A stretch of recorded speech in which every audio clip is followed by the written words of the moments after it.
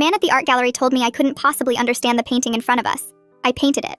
I was standing in front of my largest piece at the gallery opening, champagne in hand, when a man in an expensive suit approached and started explaining my own painting to me. He had no idea I was the artist because the placard said Riley Turner, who he clearly assumed was a man since he kept talking about his brilliant technique. This guy Robert looked me up and down and said, "You seem young to be at an opening like this.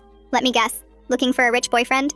Smart girl, lots of wealthy men here." He gestured at my painting like he owned it. "See, what Riley is doing here requires years of training to appreciate. You probably just think the colors are pretty. The average woman just sees decoration." I took a sip of champagne and said, "Interesting perspective," which I guess he took as encouragement. Robert moved closer to the painting, physically stepping in front of me, and continued his lecture. "A girl like you probably thinks this is just nice to look at, but there's actual intelligence behind it. The artist is obviously a man because women simply don't have this kind of technical mastery. Female painters do flowers and feelings. This has real intellectual depth.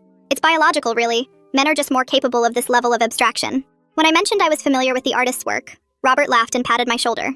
"Following him on Instagram to look at the pretty pictures doesn't count as being familiar with art, sweetheart. You probably think you're cultured because you went to that Van Gogh light show. Real knowledge comes from decades of study, not whatever you learned from TikTok."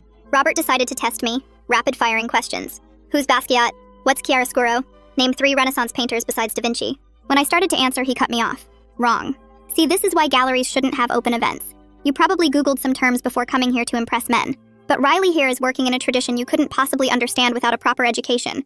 Not community college, sweetie. Real universities." He returned to my painting, now explaining it louder to draw a crowd.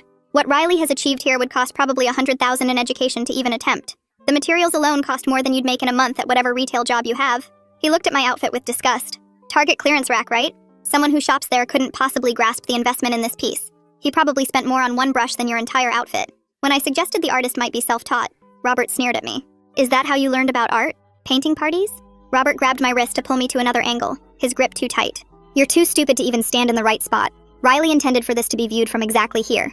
Your ignorance is actually disrespectful to his work." He kept his hand on my wrist while explaining.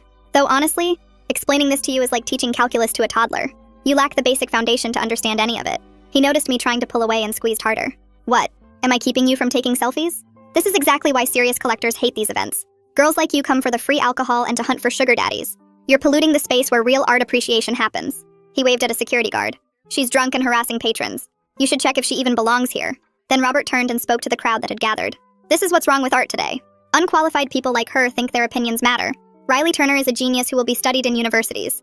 The difference between someone like him and someone like her is that he has actual talent and intelligence, while she's just taking up space that belongs to people who deserve to be here.